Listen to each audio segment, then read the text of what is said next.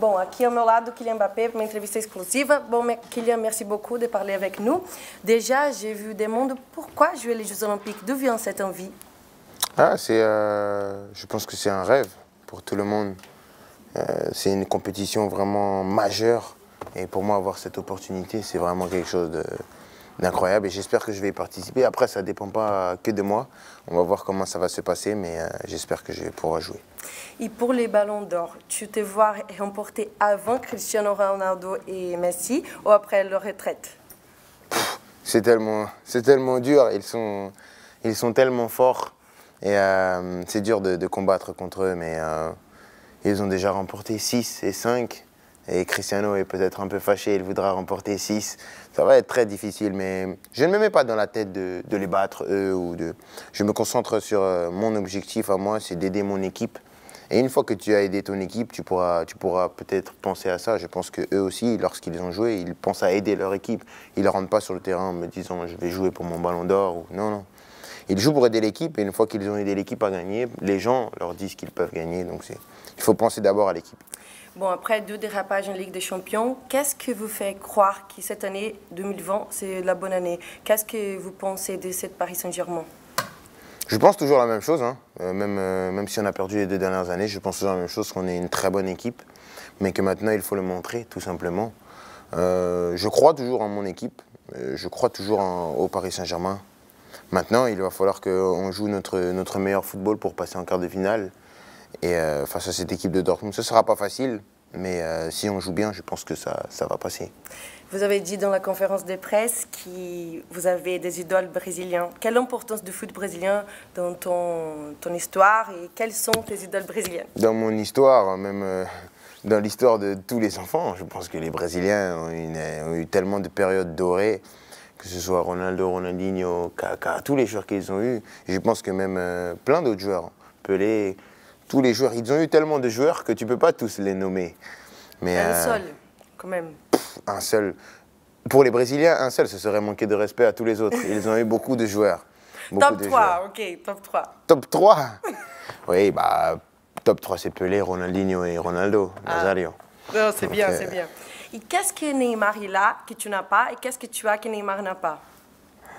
Qu'est-ce que Neymar a que j'ai pas? Il a une qualité de passe incroyable. Incroyable. Il est phénoménal sur cet aspect-là, mais il est phénoménal sur plein d'aspects. Après, ce que j'ai pas, ce qu'il lui a pas, je sais pas.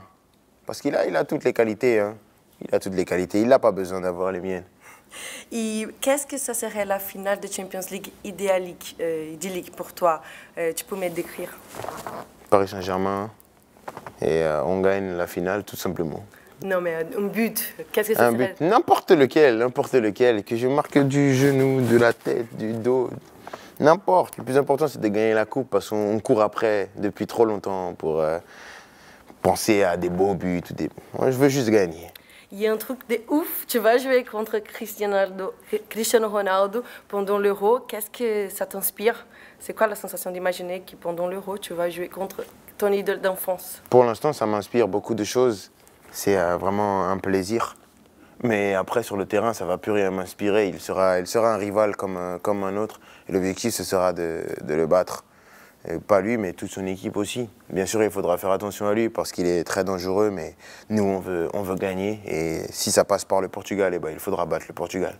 J'ai vu dans ton interview de France Foot que toi et Neymar, vous faites des paris deux fois avant les matchs et qui marque plus de buts dans l'échauffement. Tu peux me raconter un peu comment ça marche votre relation? Quelle langue vous parlez? Parce que le Brésil, tout le monde veut savoir, mais comment Mbappé parle avec Neymar? L'anglais. Il parle bien, Ney? Je parle mieux que lui. Hein.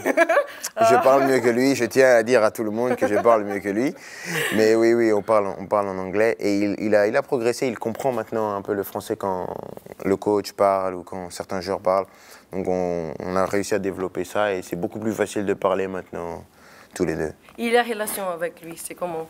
Elle est fusionnelle, on est amis, on s'entend, on a les mêmes centres d'intérêt, on est deux jeunes joueurs. Donc on s'entend très bien, on parle le même langage footballistique et on a d'autres activités en dehors du terrain, on aime bien passer du temps. Donc c'est top.